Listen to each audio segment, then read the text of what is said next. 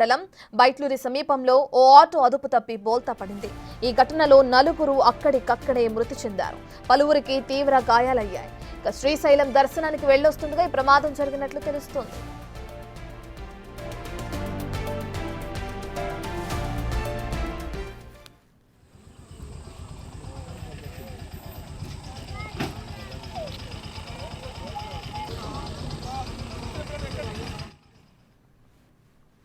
Right, ఇక నంద్యాల జిల్లాలో ఘోర రోడ్డు ప్రమాదం జరిగింది. దానికి సంబంధించిన విజువల్స్ మనం బిగ్ టీవీ స్క్రీన్ పైన చూస్తున్నాం.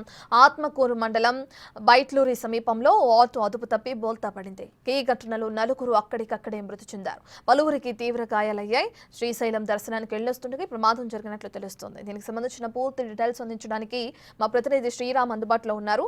రైట్ శ్రీరామ్, మృతుల గురించి డీటెయిల్స్ ఏమైనా తెలిసినాయా? పోలీసులు కేసు నమోదు చేసుకున్నారా? డీటెయిల్స్ ఏ విధంగా ఉన్నాయి?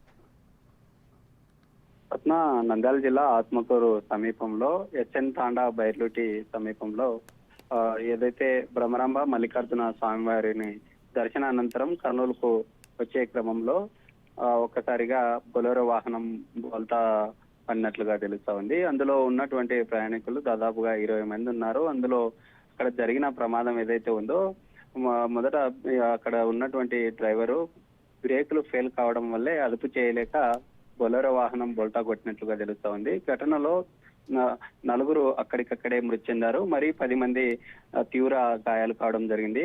శ్రీశైలం నుండి ఆదోని వాసులు ఎవరైతే ఉన్నారో బొలెరో వాహనంలో వచ్చే క్రమంలో స్థానికంగా ఉన్నటువంటి ఆ పబ్లిక్ అక్కడే హుటాహుటిన అంబులెన్స్ ఫోన్ చేయడం, అక్కడ ఉన్నటువంటి ఆటోల సహాయంతో క్షతగాత్రులను ఆత్మకూరు సమీపంలో ఉన్న ప్రభుత్వ హాస్పిటల్ కు తరలించినట్లుగా తెలుస్తా ఉంది. అయితే మంత్రి నారా లోకేష్ ఈ ఘటన చాలా నన్ను దిగ్భ్రాంతికి గురి చేసింది.